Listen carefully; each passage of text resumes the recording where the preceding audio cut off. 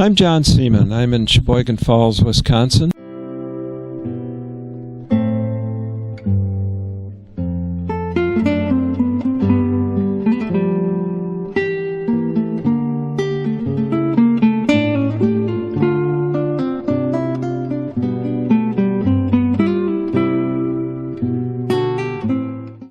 After college, I moved here to Wisconsin and settled in the Sheboygan Falls area. The Adirondack Guideboat that you see here was built by Warren Cole around 1895 in Long Lake, New York. Long Lake is in the center of the Adirondack Mountains in upstate New York. In the mid-1800s, transportation was limited to travel by lakes and streams before other easier forms were available. It wasn't until after the turn of the century that passable roads and steamboats came to the Adirondacks. In the 1840s, small boats built by hand originated in these little towns on the lakes.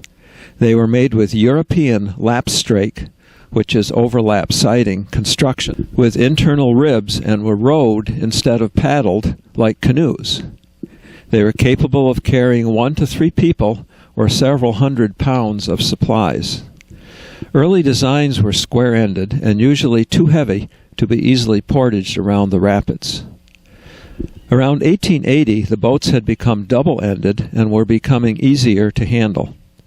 The tourists from the cities also discovered the Adirondacks and hired local guides to transport them through the 90-mile chain of lakes for adventure and into adjacent isolated lakes for hunting, fishing, and camping. The guides were paid to handle the boats and carry the provisions, so they began making the boats faster, lighter, and more seaworthy. Guideboats have 3 seats and required a yoke for portaging. The center middle seat would be used by one rower. However, with a passenger, the guide would row from the bow seat and the passenger would sit in the stern. The supplies, and maybe a trophy deer, would then take up the center of the boat. Due to design, the heavier the load, the more stable the boat becomes, an advantage over the canoe. The guideboat was also excellent for trolling for fish.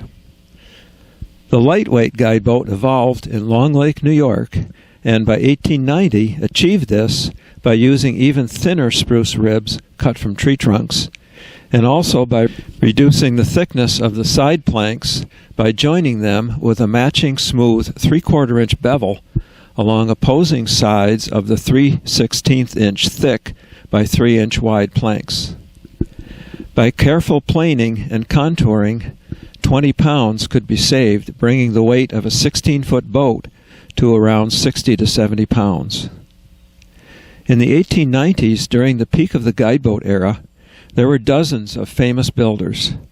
Cole, Palmer, Stanton, Smith, and Austin of Long Lake, Martin and Hanmer of Saranac Lake, Chase of Newcomb, Blanchard of Racket Lake, Grant of Boonville, Parsons of Old Forge, and Moody of Tupper Lake.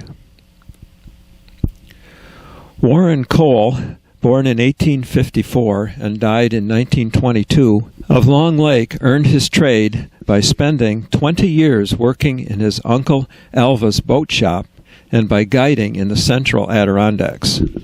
In 1892, he bought the shop of Orrin Lapel in Deerland on the shore of Long Lake.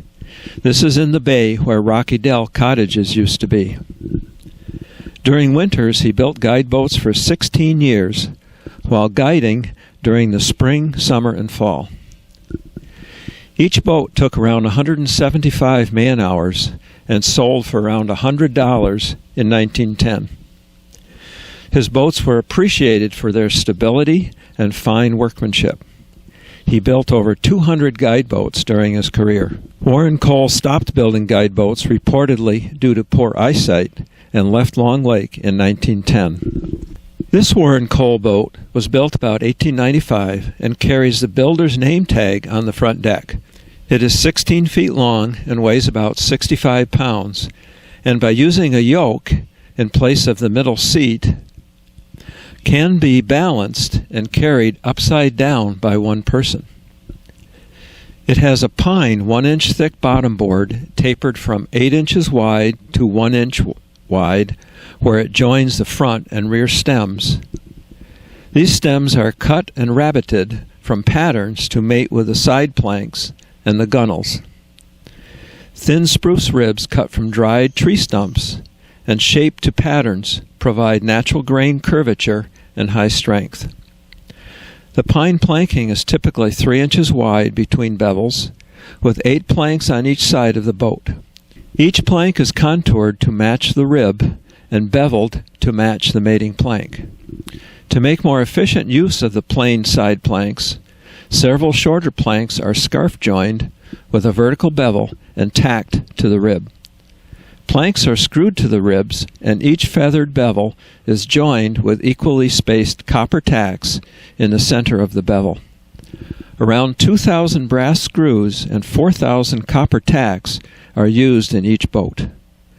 The screw holes all need to be pre-drilled and countersunk, and the tacks also require pre-drilling and clinching, where the tip of the tack is backed by a metal clinch tool, and the tack head is expertly pounded with a small hammer until the head is flush with the planking, and the tip is folded over into the thicker part of the bevel. Hours of sanding prepare the boat for its final coats of spar varnish or paint. This guide boat is as purchased by my father in the early 1970s from Wallace Emerson in Long Lake, New York. It exhibits the original varnish over natural wood and has its original oars, yoke, and several original seats. Wallace Emerson obtained this boat from Henry Abbott, a New York City tourist who came to Long Lake in 1880. He was a jeweler and inventor and had a watch patent he sold to Waltham Company, and he invented the calcograph, which was used to record the time of telephone calls. He vacationed summers with his family at the Grove House near the head of Long Lake. In 1890, he hired Big E. Smith as his guide. Abbott then bought this Adirondack guideboat built by Warren Cole. This guideboat also has the original Abbott brass owner's plate on the front deck. In 1899, Mr. A.D. Brown bought the property and changed the name to Deerland Lodge.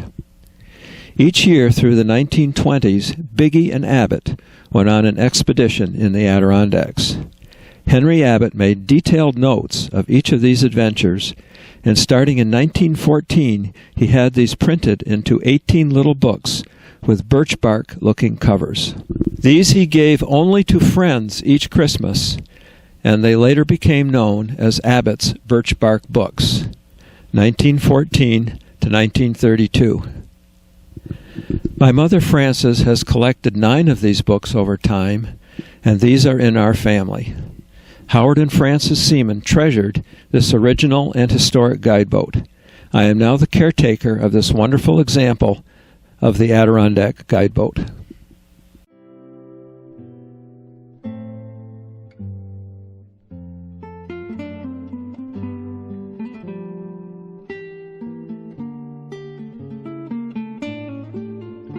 When one looks at the typical Adirondack guideboat, you have to be amazed with the workmanship that went into these boats. Made over 100 years ago, without power tools, it's hard to imagine the effort it took to find and dig out roots for ribs, use a foot treadle bandsaw to slice them, and then shape them with hand tools. Then find a knot-free pine log, cut it into 1-inch thick planks for the bottom board, and then slice and plane them even thinner for side planks. Then you had to contour them to mate with the ribs along the whole length of the boat, all with hand tools. The most unique feature of these boats is a feathered bevel joint between the side planks that makes such strong and tight joints with such accuracy and without glue or adhesive that when in the water the wood swells and it doesn't leak.